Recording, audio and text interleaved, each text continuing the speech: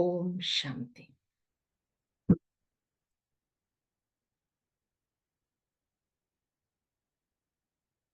ஆத்மாக்கள் அனைவருக்குமே பரமாத்மா மிகவும் பிரியமானவர்.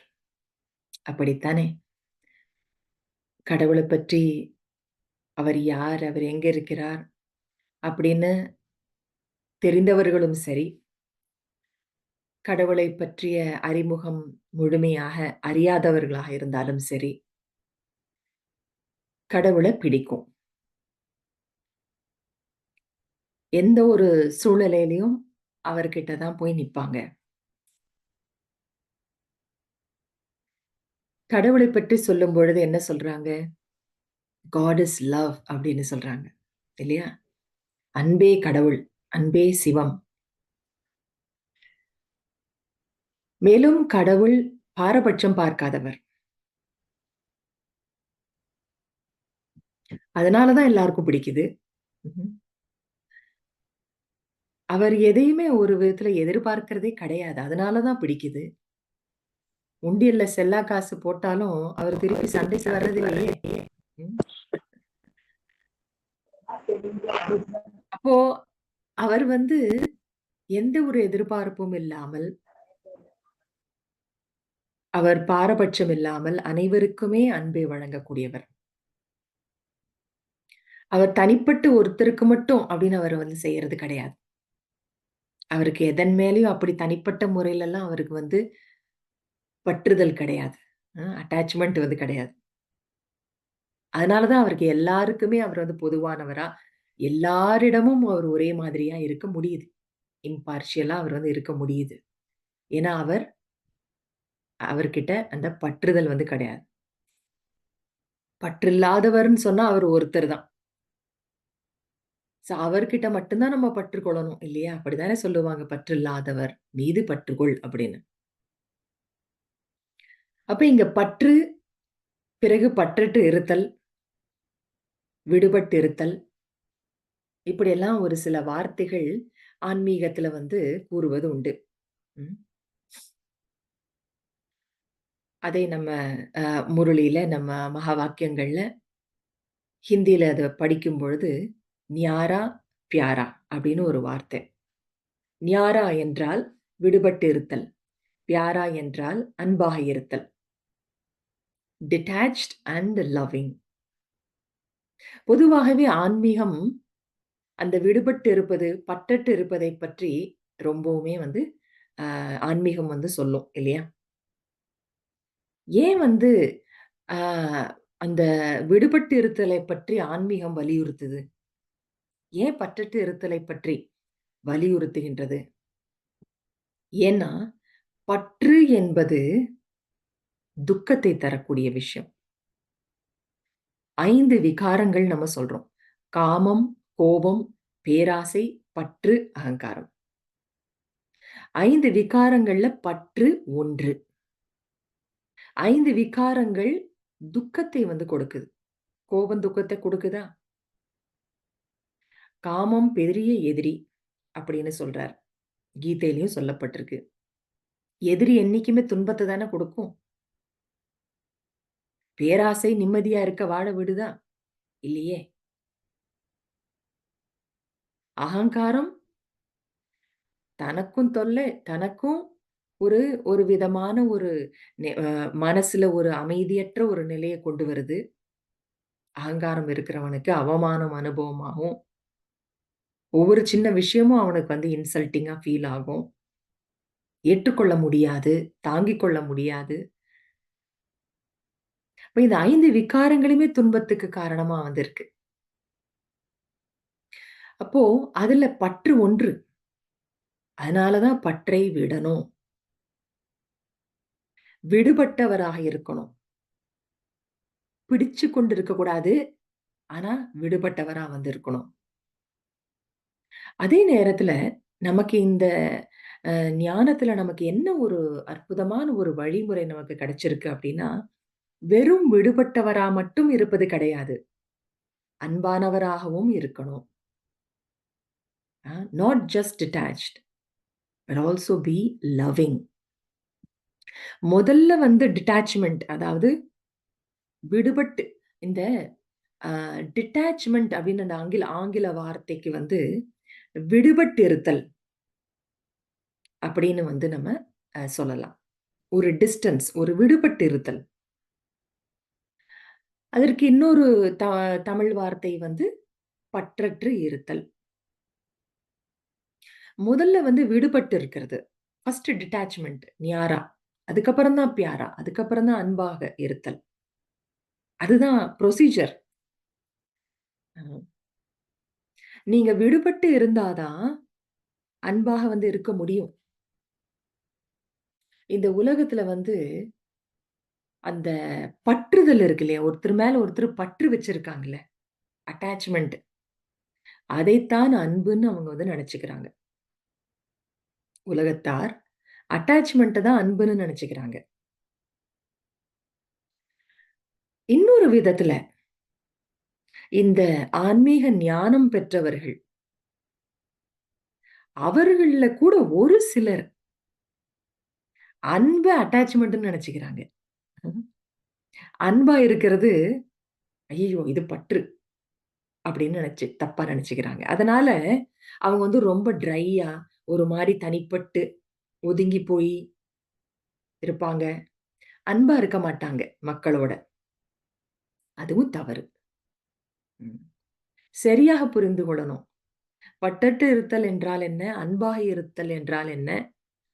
அத நம்ம புரிந்து கொள்ளணும். இங்க பட்டுட்டு இருக்கிறது அப்டின்னா, வெளிப்புறமா விலகி ஓடுறது கிடையாது இங்க. இங்க நமக்கு ராஜயோக தியான கல்வியில, இங்க குடும்பத்த விட்டுட்டு, உங்க குடும்ப பொறுப்புகள எல்லாம் விட்டுட்டு, நீங்க போகணும் அப்டிங்கிற ஞானம் இங்கு கிடையாது. அண்டர்லைன். இல்லறத்தில் நல்லறம். குடும்ப பொறுப்புகளை கவனித்துக் கொண்டிருந்தாலும், அதை நன்கு கவனிக்கணும். அதே நேரத்துல, நான் தான் பண்ண வேண்டியிருக்குங்கிற அந்த ஒரு உணர்வு வந்து இருக்கக்கூடாது. அங்க தான் வந்து என்னது மாட்டிக்கிறோம். பற்றிக் கொண்டிருக்கோம். நான் தான் செய்ய வேண்டியிருக்கு. இல்ல நான் தான் செய் சிறப்பா செய்வேன். நான் தான் சரி. அப்படிங்கிற அந்த உணர்வெல்லாம் தான் என்ன பண்ணிடுது, தான் செய்யக்கூடிய அந்த செயல் எதற்கு பொறுப்பா இருக்கின்றார்களோ, அதன் மேல ஒரு பற்றுதல வந்து கொண்டு வந்துருது. அதிலிருந்து தான் விலகச் சொல்றாரு தந்தை நமக்கு. அதனால பற்றற்று இருத்தல் அப்படின்னு சொன்னா, வெளிப்புறமா விலகி போறது கிடையாது. இங்க உள்புறமாக விலகி இருத்தல். அதாவது மனதில். So detachment and loving. அதாவது விடுபட்டு இருத்தலும், அன்பாக இருத்தலும் வெளிப்புறம் அல்ல. உள் உள்ளத்தில் அங்க. Not external. Everything internal. அன்புங்கிறதும் இங்க உள்ளிருந்து தானே உள்ளத்திலிருந்து தானே வரணும். வெளிப்புறமா வந்து ஹாய், ஹலோன்னு அவங்கள அரவணைக்கிறதோ, 2 வார்த்தை பேசுறது அது மட்டும் அல்லவே. அன்புங்கிறதும், பற்றற்ற தன்மைங்கிறதும் it's internal. Not anything external. அப்போ நம்ம மற்றவர்கள் ஏதாவது ஒரு பொருள் மீதோ, மனிதர்கள் மீதோ, இல்ல எதன் மீதாவது பற்று இருந்தது. அதாவது தனக்குள்ள தன்னிடம் இருக்கக்கூடிய பொருட்கள் மீதோ, அல்லது தான் செய்த செயல்கள் உடைய ஒரு விளைவு இருக்கு இல்லையா? ரிசல்ட். எனக்கு இது இந்த இந்த ஒரு ரிசல்ட் எனக்கு வரணும்னு அந்த ஒரு ரிசல்ட் மேல ஒரு பற்றுதல்.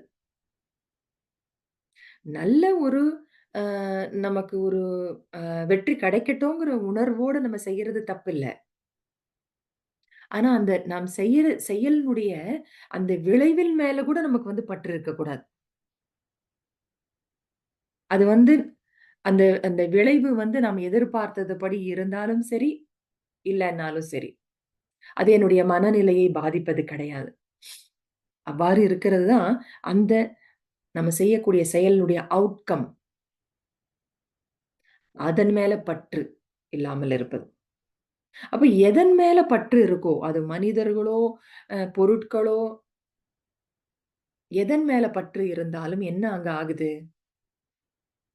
ஒரு அந்த எமோஷன்ஸ் அந்த உணர்வுகள் பலவிதமான உணர்வுகளினுடைய அந்த சுழற்சியில போய் மாட்டிக்கிறோம். ஒரு பக்கம் நம்ம நெனச்சது நம்ம செஞ்சது, நம்ம நெனச்சது நடந்துருச்சுன்னா ஒரே சந்தோஷமா இருக்கும். இல்லன்னா ஏமாற்றம், வருத்தம், துக்கம், ஒரு விதமான ஃப்ரஸ்ட்ரேஷன் இதெல்லாம் வந்து சேரும். நான் நெனச்சபடி நடக்கல அப்படின்னு. அப்போ இந்த அட்டாச்மென்ட் அந்த பற்றுதல் வந்து என்ன பண்ணிடுது? அ நம்மளுடைய சந்தோஷத்த வந்து இழக்க வச்சுடுது பாருங்க.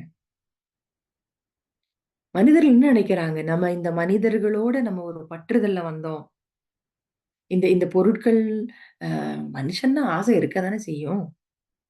அப்படிங்கிறது ஒரு இயல்பான ஒரு கூற்றாயிடுச்சு. அப்ப அந்த பொருட்கள் மேல இருக்கக்கூடிய ஒரு அட்டாச்மென்ட், அந்த பற்றுதல் இதெல்லாம் வந்து என்ன பண்ணிடுது, இதெல்லாம் தனக்கு சந்தோஷம் குடுக்குதுன்னு நெனச்சுக்கிட்டு இருக்காங்க. அந்த பற்றுதல் வந்து சந்தோஷம் குடுக்கும்னு நெனச்சுட்டு இருக்காங்க. ஆனா அதுதான் ஒரு பெரிய மாயை. ஒரு அறியாமை, மாயை அப்படின்னு சொல்லலாம். ஏன்னா அது நம்மளுடைய வளர்ச்சிய வந்து தடை பண்ணுது. நம்முடைய மகிழ்ச்சிய அது வந்து தடை பண்ணிடுது. அப்போ அந்த ஒரு அ அறியாமையில இருக்கக்கூடிய மனிதர்கள் தான் இந்த உலகத்துல இருக்கக்கூடிய அறியாமையில இருக்கக்கூடிய மனிதர்கள் தான் இந்த பொருளோ, இந்த நபரோ என்னுடைய மகிழ்ச்சிக்கு காரணமாக இருக்கிறார்கள்னு நினைப்பாங்க. ஆனா, அப்படி கிடையாது. அது நமக்கு தெரியும். தெரியறது மட்டும் இல்ல, நம்ம உணர்ந்திருக்கோம். கரெக்ட் தானே? நம்ம உணர்ந்திருக்கோம் தானே? ஒவ்வொருத்தருக்கும் வந்து ஒவ்வொரு விதமான ஒரு விஷயத்தின் மேல ஒரு பற்றுதல் வந்து இருக்கும். சிலருக்கு ஒரு நபர் மீது பற்று இருக்கலாம். சிலருக்கு ஒரு பொருள் மீது, சிலருக்கு அவங்க வளர்த்துக்கிட்டு இருக்கிற நாய், பூனை மேல கூட பற்று இருக்கும். ம். இல்ல அவங்க அவங்க வச்சிருக்கிற ஃபோன் மேல ஒரு பற்றுதல் வந்து இருக்கும். இல்ல வண்டி வாகனத்தின் மேல பற்றுதல் வந்து இருக்கும். அட்டாச்டு அதன் மேல. கொஞ்சம் வண்டியில ஸ்க்ராட்ச் ஆயிடுச்சுன்னா, அப்படியே மனசு வருத்தம். யாரு இந்த பொருளா? இது என்னோட பொருள். யாரும் தொடக்கூடாது. ஏன் தொட்ட? கோவம் வருது. அந்த பொருள் மேல ஒரு பற்றுதல். இல்ல சில பேருக்கு வந்து அந்த சோசியல் மீடியா மேல ஒரு பற்றுதல். அதுல மாட்டிக்கிட்டாச்சு. அப்ப என்ன ஆயிடுது? ஒரு டிபெண்டன்சி ஒரு சார்ந்து இருத்தல். அது ஒரு விதமான கட்டி போட்ட மாதிரி வந்து ஆயிடும். ம். அப்போ அது நமக்கு எல்லா விதமான வலி அது வந்து கொடுக்குது. ஸோ பகவத்கீதையில கூட பற்றுதலை பற்றி சொல்லும்பொழுது 3 விதமான பற்றுதலை வந்து சொல்லப்படுது. ஒன்று பலன் மீது பற்று. அதாவது தான் செய்யக்கூடிய செயலினுடைய பலன் அதன் மேல பற்றுதலாம். இன்னொன்னு தான் செய்யக்கூடிய செயல் மேலேயே வந்து பற்றுதல். 3வது தன்னுடைய உடல் மீது பற்றுதல். அப்படின்னு 3 விதமா வந்து பிரிக்கிறாங்க. இப்ப எந்த விதமானதா இருந்தாலும் சரி, அது நமக்கு தொல்லை குடுக்குது அப்படிங்கிறத நம்ம புரிஞ்சுக்கிறோம். அப்போ அந்த பற்றிலிருந்து விடுபடுறது, அது நம்மளுக்கு ஒரு விடுதலைய வந்து கொடுக்குது. எப்படி பற்று நம்மள வந்து கட்டி போடுது அப்படின்னா, பற்றற்று இருத்தல், அதிலிருந்து விடுபட்டு இருத்தல் அப்படிங்கிறது நமக்கு ஒரு ஃப்ரீடம், நமக்கு ஒரு சுதந்திரத்த வந்து அனுபவம் வந்து பண்ண வைக்குது. ஸோ, அம் இந்த பற்றற்று இருத்தல் அப்படிங்கிறது வந்து பற்றுக்கு ஆப்போசிட். நல்லா கவனிங்க. பற்றற்றிருத்தல்ங்கிறது பற்றுக்கு தான் எதிர்ப்பதமே ஒழிய, அன்பிற்கு எதிர்ப்பதம் அல்ல. அதாவது அன்பு செய்யக்கூ அன்பு செய்யக்கூடாது அப்படிங்கிறது கிடையாது. ம். அதாவது நம்முடைய ஒரு அ இந்த விஷயத்த வந்து நல்லா நம்ம ஆழமா புரிஞ்சுக்கணும். இல்லன்னா சம்பந்தங்கள், உறவு முறைகள்ல வந்து அந்த ஆரோக்கியம் வந்து இருக்காது. இங்க இங்க வந்து குடும்பத்தினர்கள் மேல பற்று வைக்காதே! அப்டின்னா என்ன அர்த்தம்? நீங்க முதல்ல அவர்கள் மேல எதிர்பார்ப்பு ஒரு சிம்ப்ளிஃபைடா நம்ம சொல்லணும் அப்டின்னு சொன்னா, எதிர்பார்ப்புகள் வச்சீங்கன்னா, அது வந்து பற்றினுடைய ஒரு அடையாளம். எல்லா வருத்தத்தையும் வந்து கொடுக்கும். நீங்க வந்து நீங்க ஒருத்தர் ஒரு ஒரு நபர் மீதோ, இல்ல பொருள் மீதோ நீங்க பற்றிக் கொண்டிருந்தீங்க. அப்ப என்ன ஆகும்? இதுதான் அந்த பொருள். நீங்க வந்து பற்றிக் கொண்டிருக்கீங்க. அப்ப அந்த பொருள் சாஞ்சதுன்னா, நீங்களும் சாய்வீங்க. அந்த பொருள் விழுந்ததுன்னா, நீங்களும் விழுவீங்க. அப்போ அந்த பற்றிலிருந்து விடுபட்டு இருந்தீங்க அப்படின்னா,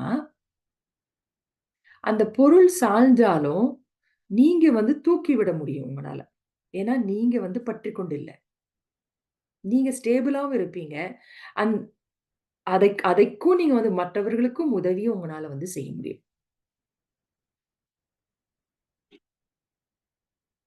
அப்ப நம்ம எதிர்பார்ப்புகள நம்ம வந்து ஃபினிஷ் பண்ணிடணும்.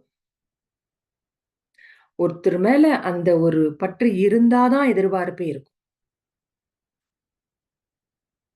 இவங்க என்னுடையவங்க. நான் சொல்றபடி அவங்க நடக்கணும். நான் ஏன் வந்து அ நான் இவ்ளோ சொல்லியும் இந்த மாரி இருக்காங்க அப்படின்னு அப்செட் ஆகுறது. நான் உன்னோட அம்மா தானே! பசங்ககிட்ட சொல்லுவாங்க. நான் உன் அம்மா தானே! நீ இந்த மாரி நீ பண்ணலாமா? என்ன அப்செட் பண்ணலாமா நீ? இதெல்லாம் காமனான பேசக்கூடிய ஒரு வார்த்தைகள் இல்ல. இப்போ நம்ம பொதுவாவே நீங்க வந்து பாருங்க. யாரோ ஒரு 3வது மனிதர் ரோட்ல போறவங்க ஒண்ணும் நமக்கு ஒண்ணும் அ துக்கம் தரமாட்டாங்க. துக்கம் அப்டின்னாலே நெருங்கிய சம்பந்தங்கள்ல இருந்து தான் துக்கமே வருது. ஏன் அந்த துக்கம் வருது? அங்க அட்டாச்மென்ட் இருக்கிறதுனால, எதிர்பார்ப்புகள் இருக்கிறதுனால. எப்பவுமே அந்த பற்றுதல்ல வந்து அந்த நிம்மதியற்ற தன்மை, ஏதோ ஒரு பயமும் வந்து இருந்துட்டே இருக்கும். அதனால நம்ம இப்ப நம்முடைய உணர்வுகள்ல இந்த ஒரு மாற்றத்த தான் நம்ம கொண்டு வரணும்.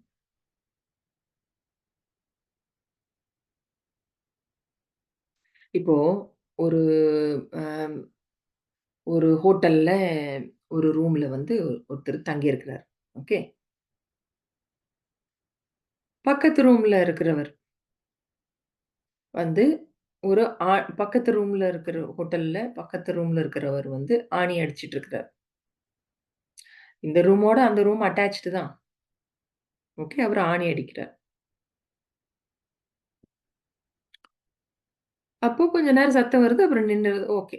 ஓகே. ஏதோ ஆணி அடிக்கிறாங்க. ஏதோ பண்றாங்க.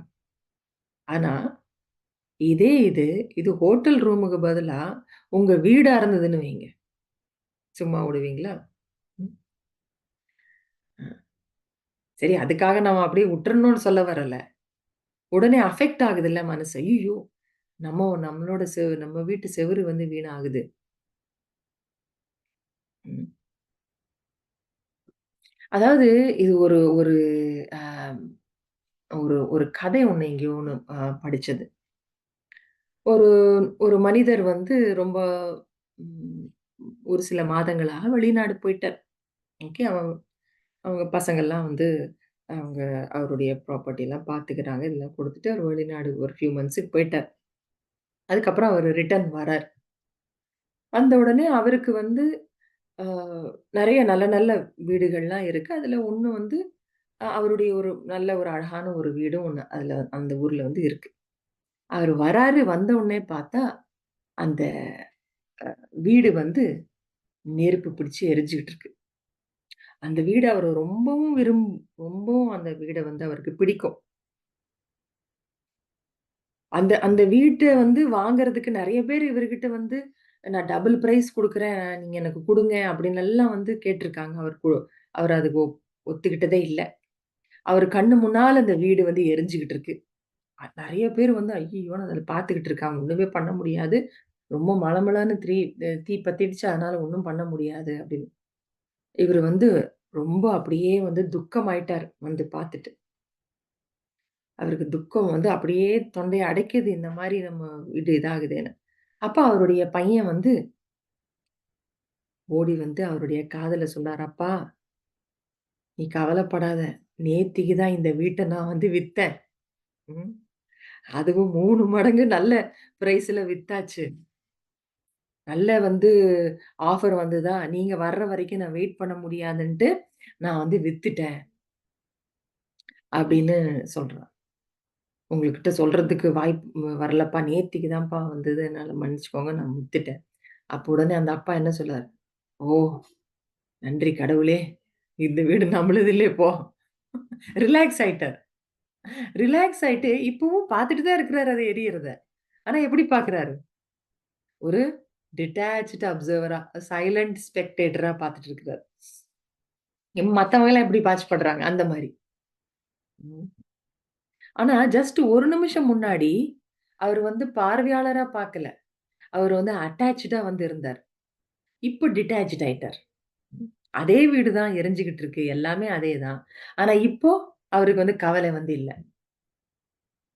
எப்படி மத்தவங்கலாம் பார்த்துட்டு இருக்காங்களோ அப்படி. அப்போ 2வது பையன் வந்து ஓடி வரான். ஓடி வந்துட்டு, "ஆ என்னது நீங்க அப்படியே அமைதியா அப்படியே நீங்க நின்னுட்டு இருக்கீங்க அப்பா?" அப்படின்னு சொல்றான். இந்த வீடு எரிஞ்சுகிட்டு இருக்கு. நீங்க அமைதியா ஸ்மைல் பண்ணிட்டு இருக்கீங்க." அப்போ உடனே அந்த அப்பா வந்து சொல்றாரு அந்த 2வது பையன்கிட்ட, "ஓ! நீயும் வந்துட்டியா ஊர்ல இருந்து? உனக்கு தெரியாதா? அவன் உங்க அண்ணன் வந்து வித்துட்டான் இந்த வீட்ட" அப்படின்னு. அப்போ அந்த 2வது பையன் சொல்றான், "அப்பா அவன் வித்துட்டான். ஆனா வந்து அட்வான்ஸ் அமௌண்ட் மட்டும் தான் வந்திருக்கு. ஃபுல்லா செட்டில் ஆகல. இப்ப இனிமே இந்த வீட்ட அவன் வாங்குவானா என்னன்னு தெரியலையே!" அப்படின்னு சொன்ன உடனே என்னாச்சு? உடனே மறுபடியும் மாறிடுச்சு. அ க கண்ல இருந்து அந்த தண்ணீரு அதெல்லாம் நின்னு போனது திரும்பியும் வந்துருச்சு. இப்ப மறுபடியும் அவர் வந்து பார்வையாளர் இல்ல. மறுபடியும் அட்டாச்டு. அப்போ 3வது பையன் வரானாம். 3வது பையன் வந்து சொல்றான், "அப்பா அந்த மனுஷன் வந்து சொன்ன வாக்கு குடுத்துட்டான்னா, அவரு மீற மாட்டான். நான் இப்ப தான் அவர சந்திச்சுட்டு வந்தேன். அவருக்கு வந்து வீடு எரிஞ்சாலும், ஆ எரியலனாலும் பரவால்ல. நான் வாங்கிட்டேன்னா, நான் சொன்னது வார்த்தைக்கு நான் வந்து கட்டுப்பட்டு இருப்பேன். நான் வந்து அந்த அந்த பைசாவ நான் வந்து குடுத்துருவேன்." அப்படின்னு அவன் வந்து சொன்னான். ம். அப்போ உடனே மறுபடியும் அவருக்கு என்ன வந்துருச்சு? சந்தோஷம் வந்துருச்சு. அந்த அப்பாக்கு. அப்ப அவங்க வந்து மறுபடியும் பார்வையாளரா வந்து இருக்காங்க. இப்படி ஒரு கதை. அதாவது என்ன அப்படின்னா, எது வந்து அந்த உணர்வுகள்ல மாற்றத்த கொண்டு வந்தது? நான் அதாவது என்னுடையதுன்னு நெனைக்கும்போது, அதுக்கப்புறம் என்னுடையது அல்ல அப்படின்னு நெனைக்கும்போது. நான் தான் ஓனர் அப்படின்னு நெனைக்கும்போது ஒரு உணர்வு. ஓ! நான் இந்த வீட்டுக்கு இப்போ ஓனர் இல்ல அப்படிங்கும்போது ஒரு உணர்வு. இல்ல? ஸோ இந்த ஆக்சுவலா வந்து பார்த்தா, இந்த ஒரு கதையில இருக்கிற ஒரு கருத்துன்னு நம்ம வந்து சொன்னோம்னா, எல்லாமே எண்ணத்துல தான் இருக்கு அப்படிங்கிறது தான் இங்க விஷயம். அட்டாச்மென்ட்ங்கிறதும், அந்த ஒரு பொசெசிவ்னஸ்ங்கிறதும், என்னோடது, உன்னோடதுங்கிறது இது எல்லாமே வந்து எண்ணம். ஸோ நமக்கு ஆன்மீக ஞானம் நமக்கு வந்து என்ன கற்றுக் கொடுக்குது? நீ விடுபட்ட பார்வையாளராக இருப்பாய் அப்படின்னு. டிட்டாச்டு அப்சர்வர் அப்படின்னு வந்து சொல்றோம். விடுபட்டு இருக்கணும். அதே நேரத்துல பார்வையாளராவும் இருக்கணும். விடுபட்டு எங்கேயோ ஓடிடுன்னு சொல்லவே இல்ல நமக்கு தந்தை. விடுபட்ட பார்வையாளராக இரு. அப்டின்னா என்ன? நீங்க உங்களுடைய காரியங்கள், விவகாரங்கள் எல்லாத்தையும் நீங்க செஞ்சுட்டு தான் இருக்கணும். எல்லாருடைய சொந்த சம்பந்தங்கள்லயும் நீங்க இணைஞ்சு தான் இருக்கணும். பார்க்கணும், பேசணும், எல்லாம் செய்யணும். ஆனா எப்படி இருக்கணும்? விடுபட்டு இருக்கணும். எப்படி அந்த விடுபட்ட உணர்வு நமக்கு வந்து வரும்? அந்த ஓனர்ஷிப்ப நம்ம வந்து விட்டுறணும். ஓனர்ஷிப்க்கு பதிலா ட்ரஸ்டிஷிப் வச்சுக்கணும் நம்ம. என்னுடையது, என்னுடையதுங்கிற அந்த உணர்விலிருந்து விடுபட்டு, நான் ஒரு ட்ரஸ்டி. எல்லாமே இறைவனுடையது. நான் வந்து ஒரு நம்பிக்கை பொறுப்பாளன். ட்ரஸ்டி. அப்படிங்கிற அந்த உணர்வு.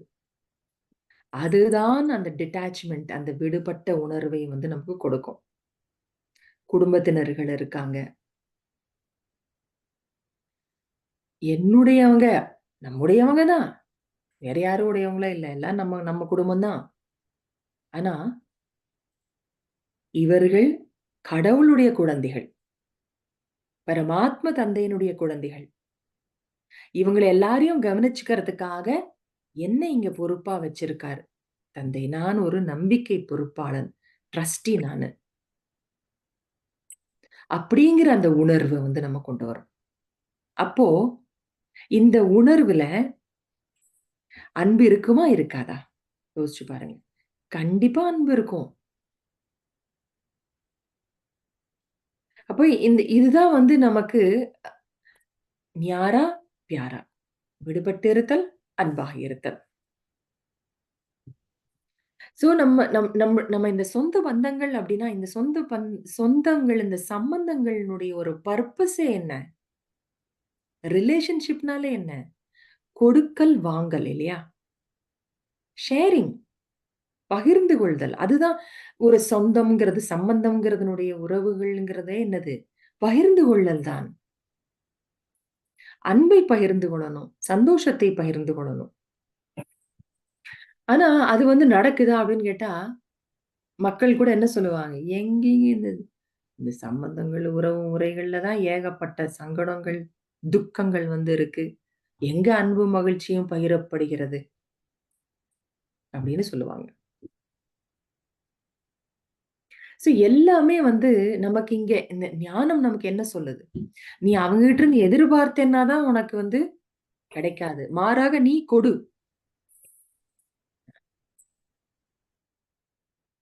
நீ கொடு. கொடுப்பவனாக ஆகு. அதுதானே நமக்கு தந்தை சொல்றார். You give love. You give happiness. அப்போ நீங்க நீங்க வந்து அ ஒ அதாவது உங்களுடைய மனசுல வந்து என்ன ஓடிக்கிட்டு இருக்கு உங்களுடைய மனசுல? மத்தவங்ககிட்ட இருந்து பெறணும்னு அப்படிங்கிற மாரி எண்ணம் ஓடிட்டு இருக்கா? இல்ல கொடுக்கணும்னு ஓடிட்டு இருக்கா? இல்ல உங்களுடைய மனசுல வந்து அன்பான ஒரு உரையாடல் போயிட்டு இருக்கா? இல்ல பயம், வெறுப்பு அப்படிங்கிற ஒரு ஏதாவது ஒரு உரையாடல் உள்ள ஓடிக்கிட்டு இருக்கா? அத செக் பண்ணணும். நமக்குள்ளேயே நம்ம வந்து கட்டாயமா வந்து நம்ம செக் பண்ணணும். ஏன் வந்து எனக்கு சந்தோஷத்த அனுபவம் பண்ண முடியல? ஏன்னா நானு அந்த அன்பான உரையாடல் எனக்குள்ள வந்து இல்ல. அன்புனுடைய சிந்தனை வந்து இல்ல.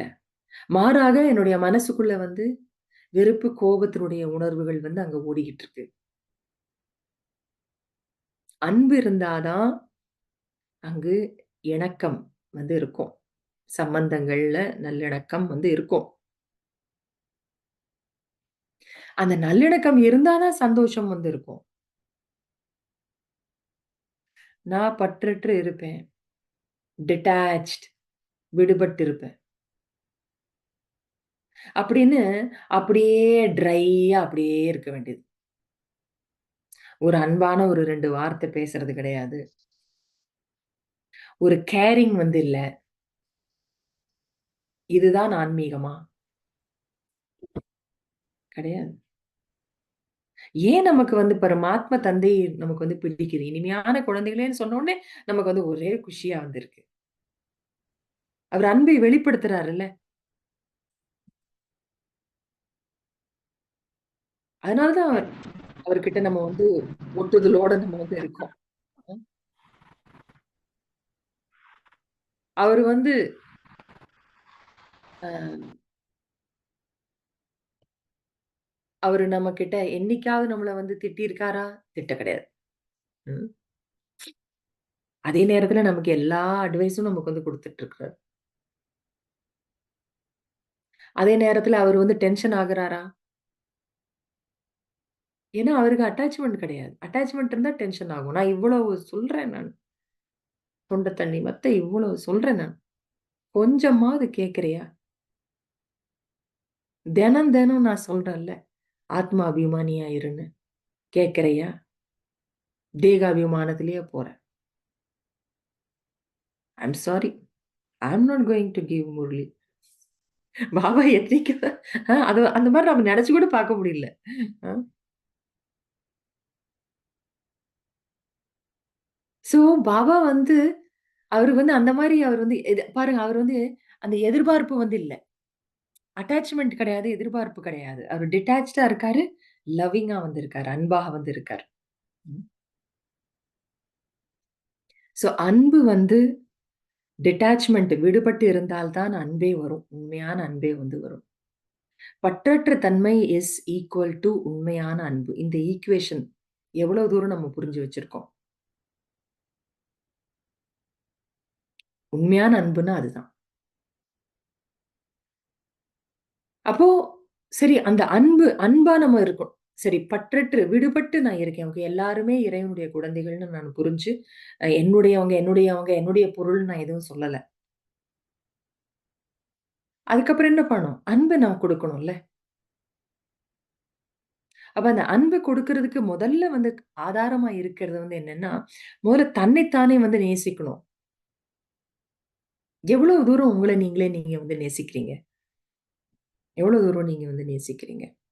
சில பேர் என்ன நினைக்கிறாங்க, நான் என்னை நானே நேசிக்கிறது வந்து ஆ செல்ஃபிஷ்னஸ் சுயநலம்னு நெனச்சுக்கிறாங்க. ஆனா, தன்னை நேசிப்பவர்கள் தான் பிறருக்கு அந்த ஒரு அன்பை பிறரை நேசிக்க முடியும். தன் தன் மேல் அன்பு இருந்தா தான் பிறருக்கு அன்பு கொடுக்க முடியும். தன்னை நல்லா புரிந்து கொள்ளணும். ம். தான் யாரு? உண்மையில தான் யாரு? நான் பரமாத்மாவுடைய குழந்தை. என்னுடைய என்னுடைய ஒரு தெய்வீக குணங்கள் தான் என்னுடைய உண்மையான குணங்கள். இப்படி நான் புரிஞ்சுகிட்டா தான் என் மேல எனக்கு வந்து அன்பு வரும். என்கிட்ட இருக்கக்கூடிய பலவீனங்களை மட்டும் நானு பார்த்துட்டு இருந்தேன்னா, என் மேல எங்கிருந்து அன்பு வரும்? தன்னுடைய பலவீனங்களையே பார்த்துட்டு இருக்கக்கூடாது. தன்னுடைய பலவீனங்கள தெரிஞ்சு வச்சிருக்கணும். அத தல தூக்க விடக்கூடாது. பிறகு தனக்குள்ள இருக்கக்கூடிய அந்த சிறப்பு தன்மைகளையும் தெரிந்து ஒரு நேசம், ஒரு அன்பு, பெருமிதம் தன் மேல இருக்கணும் கண்டிப்பா. ஸோ அந்த ஒரு அதாவது அதுதான் வந்து அந்த ட்ரூ செல்ஃபோட கனெக்ட் ஆகி இருக்கிறதுங்கறதுடைய ஒரு அர்த்தம். ஆத்மாவான ஆத்மாவோட உண்மையான குணமே அன்பும், அமைதியும், இனிமை, கருணை இதெல்லாம் தான் என்னுடைய குணங்கள் அப்படின்னு அதை ஏற்றுக்கொண்டு, அந்த உணர்வுல நம்ம வந்து இருக்கிறது. அதுதான் நமக்குள்ள ஒரு அன்ப வந்து நிரப்பும். அந்த ஒரு மகிழ்ச்சிய வந்து நிரப்பும். அப்ப நீங்க மற்றவர்களையும் அதே கண்ணோட்டத்துல பார்க்கிறீங்க. மற்றவர்களுக்கும் அந்த அன்பை வந்து வழங்குறீங்க. அதனால பிறர் மேல பற்று வைக்கும்போது அவங்ககிட்ட இருந்து வாங்கணும், வாங்கணுங்கிற உணர்வு தான் இருக்கும். அதனால அதிலிருந்து விடுபட்டு, ஓகே இவர்களும் இறைவனுடைய குழந்தைகள். இறைவன் தந்தை, பரமாத்ம தந்தை. அவர்கிட்ட இருந்து எனக்கு என்ன எல்லாமே அவர் எனக்கு வழங்கிக் கொண்டே இருக்கார். நான் கேட்கணுங்கிற அவசியமே இல்ல. அவர் எனக்கு கொடுத்துக் கொண்டே இருக்கார். அவர் என் கூடவே இருக்கார். அப்படிங்கிற அந்த ஒரு எண்ணம் வந்து ஒரு மன நிறைவை வந்து கொடுக்குது. அந்த பரமாத்ம அன்பு அவ்வளோ ஒரு மன நிறைவ வந்து குடுக்கும். ஏன்னா அது தூய அன்பு. சோ அப்படி நமக்குள்ள வந்து ஃபில் பண்ணிக்கும்போது பரமாத்ம அன்ப, ஆட்டோமேட்டிக்கா மற்றவர்களுக்கும் வந்து நம்மால வழங்க முடியும். சோ ஏன் வந்து உங்களுடைய உங்களுடைய சொந்த பந்தமா, நீங்கள் உங்களுடைய கனெக்ஷன் அண்ட் ரிலேஷன் ஏன் வந்து பிறருக்கு வந்து அன்ப கொடுக்க முடியல? அப்டின்னா அதுக்கு காரணம் இந்த 2டே காரணம் தான். 1 தன் மேலேயே வந்து அன்பு இல்ல. தன்னையே இன்னும் முழுமையாய் நேசிக்கல. 2வது பரமாத்ம அன்பை முழுமையாக அனுபவம் செய்யல, நிரப்பிக் கொள்ளல. தன் பரமாத்மாவிடம் நேசம் வைக்கல. அப்படின்னு தான் சொல்லணும். புரிஞ்சு உணர்ந்து. அந்த அன்பினுடைய ஒரு அனுபவம் எடுக்கலைன்னாலும் பிறருக்கு அன்பை வந்து கொடுக்கறதுக்கு முடியாது. 2ல ஏதோ ஒரு காரணம். ம். அதனால அந்த விடுபட்டு இருத்தல் பற்றற்ற தன்மைக்கு ஆப்போசிட் பற்று. அன்பு கிடையாது. அத நம்ம வந்து நல்லா புரிஞ்சுக்கணும். அந்த அந்த பற்றுங்கிறது வந்து எவ்ளோ விதவிதமான ரூபத்துல பிடிச்சுக்கிட்டு இருக்கும் இல்லையா? பொசெசிவ்னஸ்ங்கிறாங்க. அ அது 2 பேருக்குமே தொல்லைய வந்து குடுக்கும். அது ஒரு விதமான ஒரு பாதுகாப்பற்ற தன்மை, ஒரு இன்செக்யூரிட்டி ஃபீலிங்ஸையும் வந்து குடுக்குது. ஆனா அன்புன்னா, அங்க வந்து ஒரு ஃப்ரீடம் வந்து அனுபவமாகும். 2 பேருக்குமே.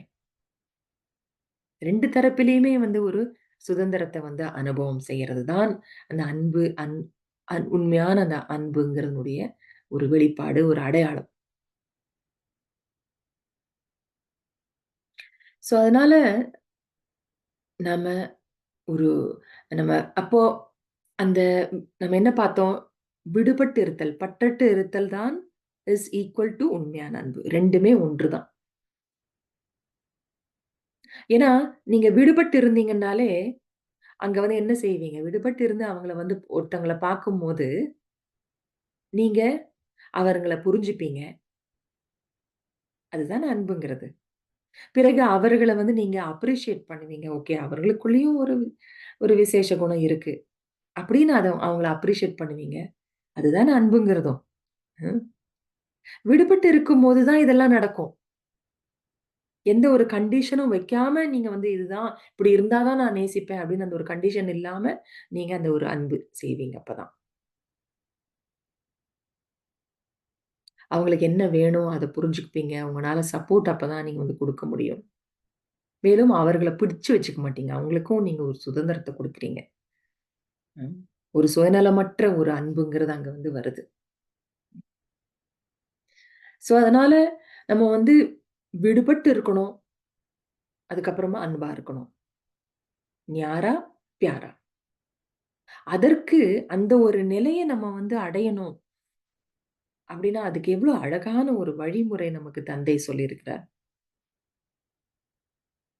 முதல்ல இந்த சரீரத்திலிருந்து விடுபட்ட நான் ஒரு ஆத்மான்னு நீ நென. எவ்ளோ ஒரு சிம்பிளான ஒரு விஷயம். சிம்பிளான விஷயம் தானே இது. அ எளிமையான விஷயம் தானே. ரொம்ப ஒரு ஆழமான விஷயமும் கூட. கவனம் வச்சா தான் அது முடியும். அதனால நான் இந்த உடல் அல்ல, நான் ஒரு ஆத்மா. அப்படின்னு தன்னை இந்த உடலிலிருந்து விடுபடுத்தி நம்ம பார்க்கிறோம் பாருங்க. அந்த ஞாராப்பன், அந்த டிட்டாச்மென்ட் அதுதான் வந்து எல்லாத்துக்குமே ஆதாரமா இருக்கு. ஸோ அப்போ ஆத்மா உடலிலிருந்து விடுபட்டு இருக்கணும். எந்த நேரத்துல நம்ம வந்து விடுபட்டு இருக்கணும், எந்த நேரத்துல வந்து அன்பா இருக்கணும் அப்படிங்கிறதும் நம்ம வந்து தெரிஞ்சுக்கணும்.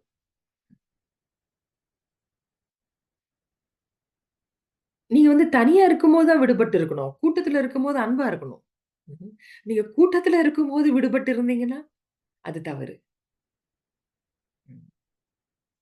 எல்லாரோடையும் கலந்து இருக்கும்பொழுது நீங்க அன்பானவர்களா வந்து இருக்கணும். நம்ம பார்த்தபடி, இங்க பற்றுங்கிறது இங்க தான் இருக்கு. வெளியில இல்ல. ஸோ, அந்த ஒரு பற்றற்ற தன்மை என்னைக்குமே உங்கள வந்து அன்பு செய்யறத தடுக்காது. இதுதான் ஒரு ஒரு ஆழமான ஒரு அர்த்தமும் கூட. பற்றற்ற தன்மை, டிட்டாச்மென்ட் என்பது உங்களை பிறரை அன்பு செய்வதை தடுக்காது. மாறாக முழுமையாக அந்த உண்மையான அன்பை செய்ய வைக்கும், பெறவும் வைக்கும். அதனால இன்னொன்னு பற்றற்று இருத்தல் என்றால், அக்கறை கொள்ளாமல் இருப்பது என்பதும் கிடையாது. கண்டுக்கிறதே இல்ல. அக்கறையே கொள்றதில்ல. ஏன்னா நான் பற்றற்றவனா இருக்கேன். பசங்க படிச்சா படிக்கட்டும், படிக்கலன்னா நாம என்ன பண்ண முடியும்? அப்படியா? ம். அது கடவுள் பார்த்துப்பாரு, பாபா பார்த்துப்பாரு. அவங்களெல்லாம். நான் எதுக்கு போட்டு வருத்தப்பட்டுக்கிட்டு? வருத்தமெல்லாம் பட வேண்டாம். ஆனா உங்களுக்கு பொறுப்பு இருக்குல்ல. நீங்க துக்கப்பட வேண்டாம். துக்கத்த எடுத்துக்க வேண்டாம். ஆனா அக்கறை இல்லாமல் இருப்பதுக்கு பேரு டிட்டாச்மென்ட் கிடையாது. அண்டர்லைன். எவ்வளவு பேரு வந்து இந்த பற்றற்ற தன்மைய வந்து சரியா புரிஞ்சுக்காதனால ஏகப்பட்ட பிரச்சனை வருது. இந்த ஆன்மீகம்னாலே ஏன் பயந்து ஓடுறாங்க சில பேரு? ஏன்னா ஆன்மீகத்த சரியா புரிஞ்சுக்காதவங்க பண்ற தப்பு தான். எந்த ஆன்மீகமும் வந்து அன்பு செய்யாதேன்னு சொல்றது கிடையாது. அன்புங்கிறது ஆன்மீகத்தினுடைய ஒரு முக்கியமான ஒரு அம்சம். ம். சத்யுகம், கோல்டன் ஏஜ் பத்தி நம்ம சொல்றோம். அன்பான உலகம் தானே அது. அதனால அக்கறையற்று இருப்பது கிடையாது. அட்டாச்மென்ட் தான் வேண்டான்னு சொல்றது.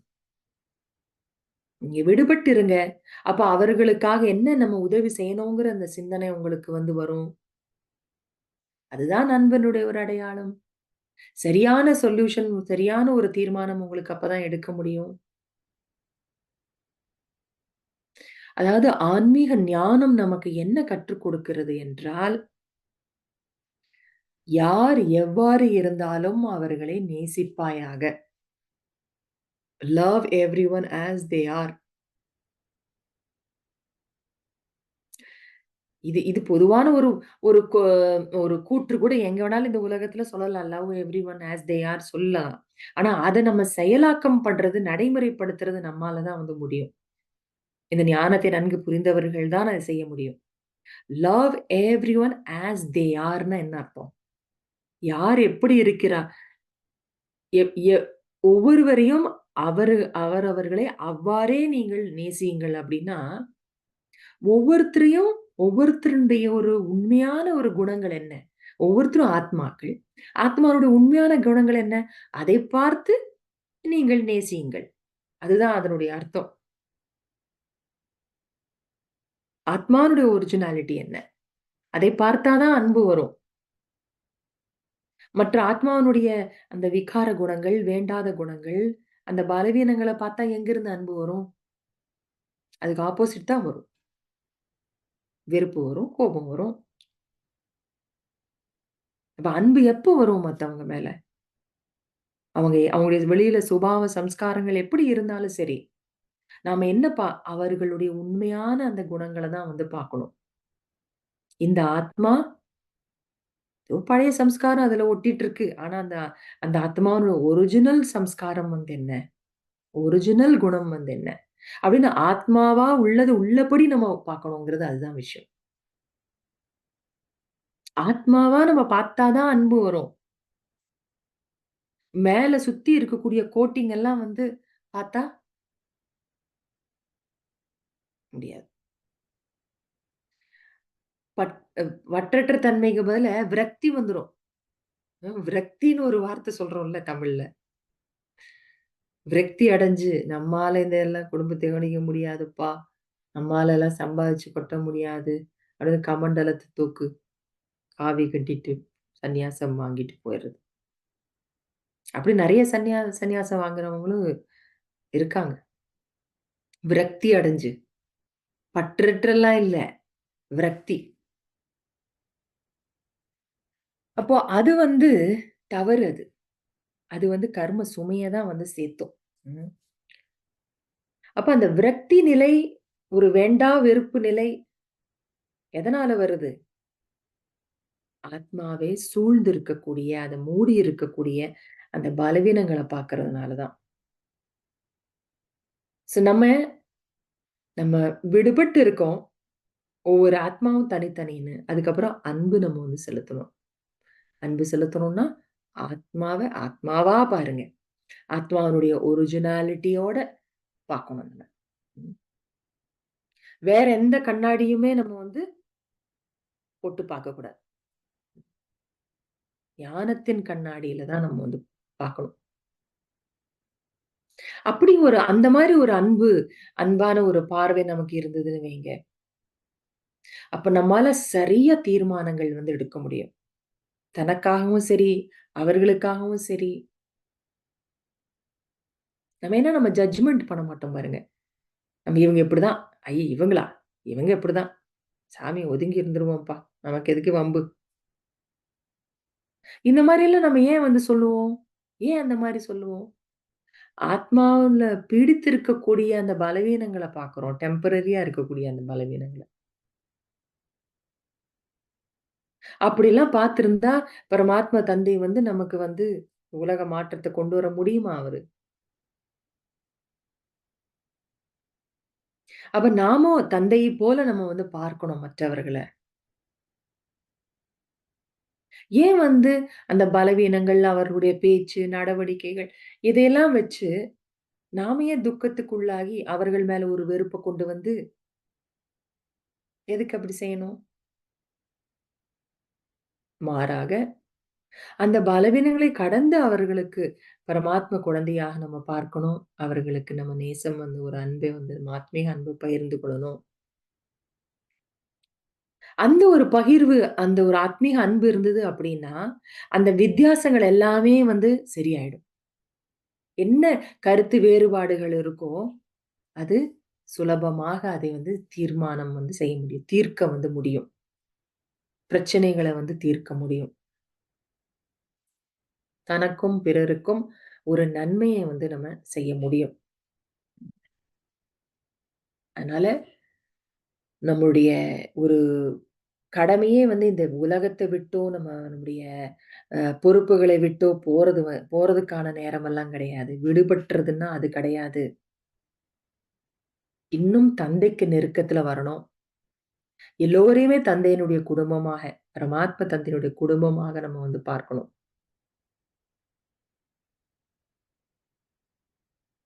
அவருடைய நினைவுல எல்லா செயலையும் நம்ம வந்து செய்யணும். அதுதான் வந்து எல்லையற்ற ஒரு சந்நியாசம்ங்கிறனுடைய இன்னொரு ஒரு அர்த்தமும் கூட. ம். அன்பானவர்களா நம்ம வந்து இருப்போம். அதனால இது இது ஒரு அற்புதமான ஒரு சப்ஜெக்ட் தான். விடுபட்டு இருத்தலும், அன்பாக இருத்தலும் அப்படிங்கிறது. ம். அது இன்னும் நம்ம வந்து சிந்தனை செய்வோம். மற்றபடி உங்களுக்கு யாருக்காவது ஏதாவது கேள்வி கேட்கணுமா?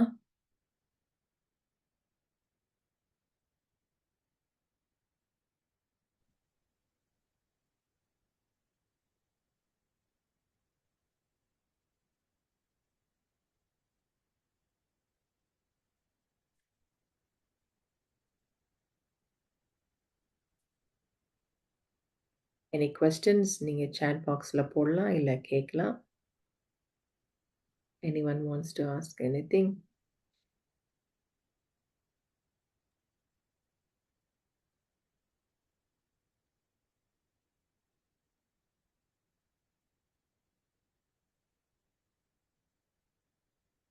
அதனால இந்த ஒரு ஒரு வாழ்க்கை நமக்கு வந்து அ சந்தோஷமான வாழ்க்கை நமக்கு தந்தை குடுத்திருக்கார். அதாவது நமக்கு எந்த விதமான சூழ்நிலைகள், பிரச்சனைகள் என்ன இருந்தாலும் சரி, நம்ம மனச வந்து லேசா வச்சுக்கொள்ளக்கூடிய அந்த சக்திய நமக்கு வந்து தந்தை குடுத்திருக்கார். அப்பேற்பட்ட ஒரு ஒரு மகிழ்ச்சியான ஒரு லைஃப் நம்ம வந்து லீட் பண்ணணும் நம்ம. அதற்கு விடுபட்டிருப்பதும், அன்பாக இருப்பதும் இந்த ஒரு கலை நமக்கு ரொம்பவுமே உதவிகரமா வந்து இருக்கும்.